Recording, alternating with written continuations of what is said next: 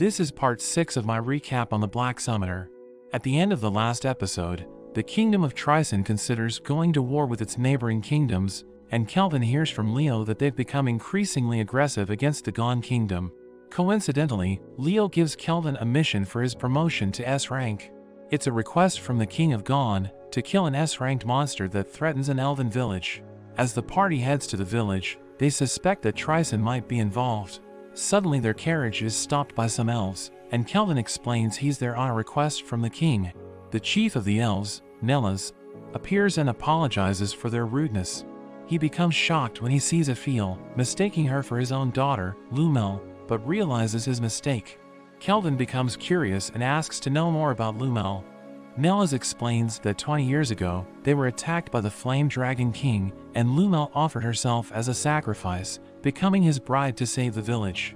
However, a few years later, Lumel was found dead in the forest, and fearing that the dragon might return, the elves fled to Gone. Sarah suggests that Aphil must be the child of Lumel and the dragon, but Melfina mentions that Aphil's father must be a human, stating how it would be impossible for an elf and a dragon to have a child. Regardless of who her parents are, Aphil is happy with the family she has now. Getting back to the mission, Nellas reveals that they've been attacked 3 times, and elves have been getting kidnapped. Kelvin finds it strange for the monsters to be kidnapping people. He comes up with a plan, and creates a stone barrier around the whole village. A group of Tryson soldiers head towards the village with monsters somehow under their control. They ride on the monsters, boasting about their strength, but suddenly get shot at. They can't tell where they are being attacked from and panic. Aphil shoots from a tower, using her ultra-long-range archery magic.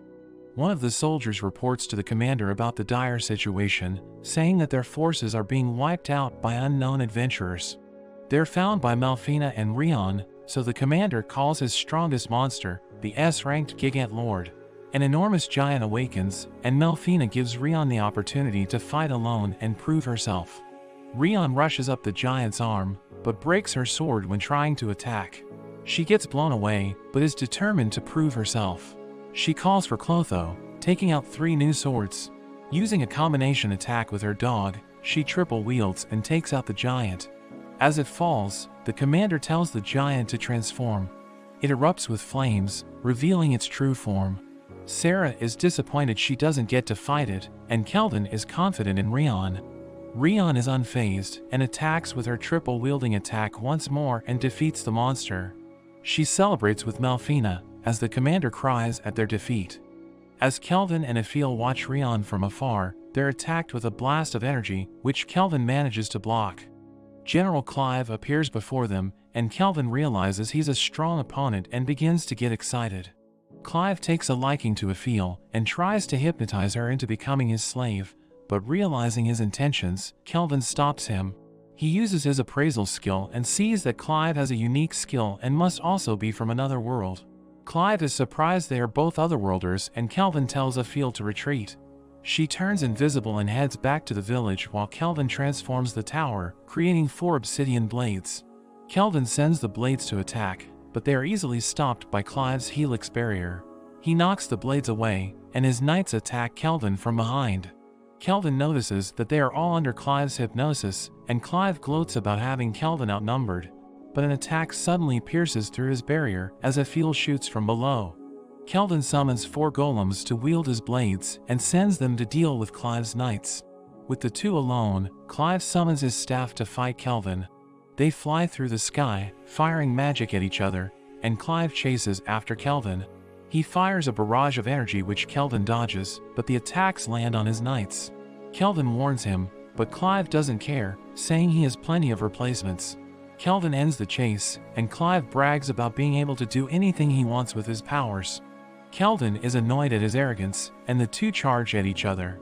There's a huge clash, resulting in Kelvin's staff getting destroyed, and Clive getting a scar on his face. He freaks out about the scar, and swears to crush Kelvin with his strongest S-ranked spell. He gathers energy, and a deadly hurricane forms around him, sucking up everything nearby. With no other choice, Kelvin takes out his new staff, the S-ranked Black Disaster. He focuses his energy and transforms it into a scythe. He jumps toward Clive and cuts right through his magic, as well as severing both his legs. Before Kelvin can finish him off, he teleports away, getting saved by General Tristan. Tristan admits to being the one behind the attacks on the Elven village, but quickly teleports away. Kelvin is disappointed with the ending of his fight, but the elves celebrate their victory. Melfina, Sarah and Rion have a race back to Kelvin to see who he'll praise. Rion creates a new skill, winning the race, and Kelvin congratulates her on defeating the giant. Meanwhile in Tryson, Clive wakes up to being chained up by Tristan. His legs have been healed, but he gets tortured by his own slaves, as Tristan experiments on him as an otherworlder. The elves have a feast to celebrate, but Kelvin watches from afar. Ephiel joins him, and he expresses how lucky he feels to have his companions, deciding to get even stronger to protect them. Ephiel is glad she got to learn more about her mother and even received a hair ornament that belonged to her from Nellis. Kelvin helps her put it on, and the rest of the party come to join them. An elf girl comes up to Kelvin, thanking him for protecting the village, but soon reveals he is the King of Gone, using a special item to change his form and observe him. He congratulates Kelvin and tells him he passed the S-rank promotion.